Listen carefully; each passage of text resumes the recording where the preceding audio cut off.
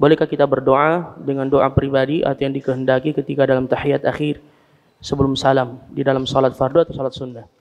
Berdoa dalam salat ini masyru', disunnahkan baik pada saat sujud atau terutama pada saat sujud, dan tidak terbatas pada sujud terakhir. Ya, karena ini terkadang sebagian mengira bahwasanya doanya itu nanti pada sujud terakhir, sehingga sebagian orang ada yang nanti sujud terakhir baru dia panjangkan sujudnya. Pada setiap sujud. Begitu pula pada saat tahiyat akhir, setelah dia membaca wirid tahiyat akhir, tahiyat sampai selesai, dan juga membaca doa yang secara khusus diperintahkan, Allahumma inna a'udzubika min adzabi jahannam wa min adzabil qabr wa min fitnatil mahya wal mamat wa min syarri fitnatil masiihid dajjal wa min al-ma'tham wal maghram.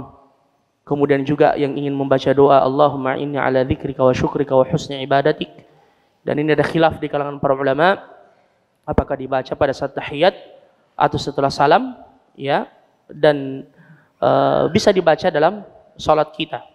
Ya, dan setelah itu kalau kita mau menambah dengan doa yang lain, sebagian ulama ada yang menyebutkan tentang disunnahkannya lebih baik kalau memilih doa-doa yang ada di dalam Al-Quran atau yang dalam sunnah Nabi sallallahu alaihi wasallam dengan lafaz yang berbahasa Arab, dan dibolehkan untuk kemudian dilafazkan doa-doa tersebut.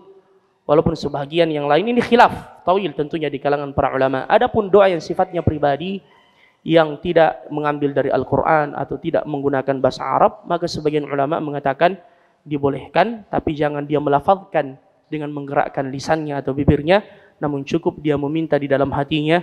Wallahu a'lam. Apabila ada seseorang yang ingin menyambung silaturahim, lalu orang itu menolaknya, apa yang terjadi pada orang itu? Jadi akan binasa, dia sendiri menanggung dosanya. Dan pertanyaan seperti ini pernah disampaikan kepada Nabi. Ada salah seorang yang datang kepada beliau dan mengatakan, ya Rasulullah, saya mau menyambung silaturahim kepada saudaraku, namun dia memutuskannya. Saya berbuat baik kepadanya, namun dia membalas dengan keburukan. Ya, saya berlaku lembut kepadanya, namun dia berlaku buruk kepada aku.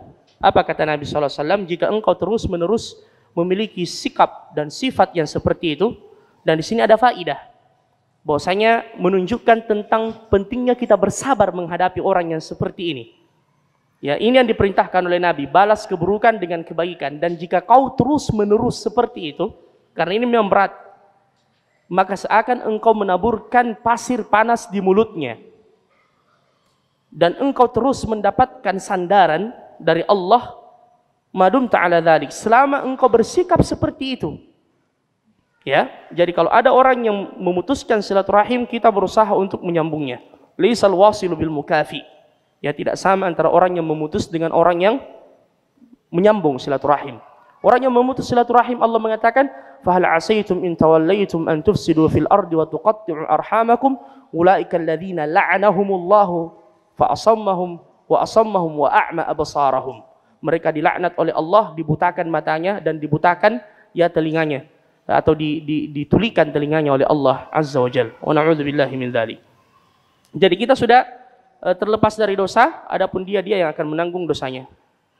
Apa hukumnya tidak melakukan suatu amalan sunnah karena takut riya atau dikatakan alim? Ini senjata syaitan. Ya. Jadi yang harus Anda lakukan, amalkan yang sunnah dan mujahadatun nafs.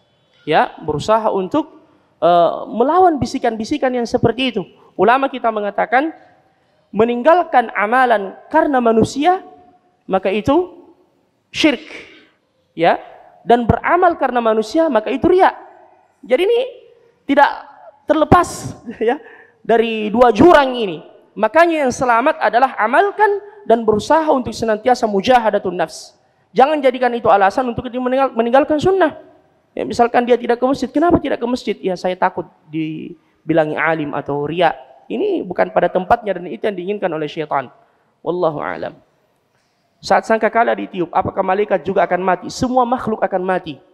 Ya, semua makhluk akan mati, sampai malaikat pun semuanya akan mati. Ini dalam hadis yang panjang dijelaskan oleh Nabi sallallahu alaihi wasallam, ketika semua makhluk telah mati, tersisalah malaikat Jibril, Mikail, Israfil dan Malakul Maut.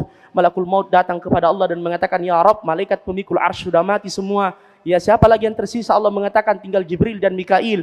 Allah mengatakan matilah Jibril dan Mikail, mati. Semuanya akan dimatikan oleh Allah Subhanahu wa taala, dan terakhir Allah akan berkata, Anal Malik. Anal Malik, sayalah penguasa pada hari ini. Sayalah raja pada hari ini. Ya, limanil mulkul yaum. Milik siapakah kekuasaan pada hari ini? Lillahil wahidil qahhar. Apa hukumnya kalau pada saat salat tidak memakai songkok? Tidak mengapa. Ini cuma kamaliat, kesempurnaan, hay'ah dalam melaksanakan salat. Adapun ketika dia tidak menggunakan salat, itu tidak membatalkan salat. Tapi memang sebagian ulama mengatakan sebaiknya menggunakan ya yang mu'tad, yang menjadi kebiasaan orang, yang semakin menambah muruah kita ketika menghadap kepada Allah Subhanahu wa taala. Dan yang tidak pakai songkok ketika dia salat dan rambutnya panjang, jangan dia disibukkan oleh rambutnya ketika dia sujud. Karena biasa saya lihat ada orang salat tidak pakai songkok, panjang rambutnya, setiap dia mau sujud, ya begini lagi. Kata Ibnu Abbas radhiyallahu anhuma, "Umirtu an asjuda ala sab'ati a'dha la aquffu sya'ran wala thawban." Saya diperintahkan untuk sujud di atas 7 anggota tubuh dan tidak melipat rambut dan tidak melipat pakaian. Melipat pakaian maksudnya begini, disibukkan dengan bajunya. Ada orang ketika dia mau sujud, ya, dia apalagi kalau dia pakai jubah yang panjang, dia singsingkan semua kemudian seperti ini. Itu yang dimaksud larangan melipat baju, bukan melipat yang seperti ini. Ya, bukan melipat yang seperti ini yang dimaksudkan. Begitu pula melipat rambut. Ya, biarkan dia terjulur, tapi sebaiknya kemudian rambut Anda itu dipotong, apalagi kalau Anda laki-laki. Ya, wallahu alam. Saya rasa cukup ya. Mohon maaf ini mungkin ada jamaah yang datang untuk cepat-cepat salat. Yang tersisa insya Allah mudah-mudahan kita pending pada hari Kamis nanti insya Allah. Ya, tidak apa-apa ya, mohon maaf yang belum terjawab, datang lagi hari Kamis nanti insya Allah kita akan jawab. Ya, jazakumullah khairan. Assalamualaikum warahmatullahi wabarakatuh.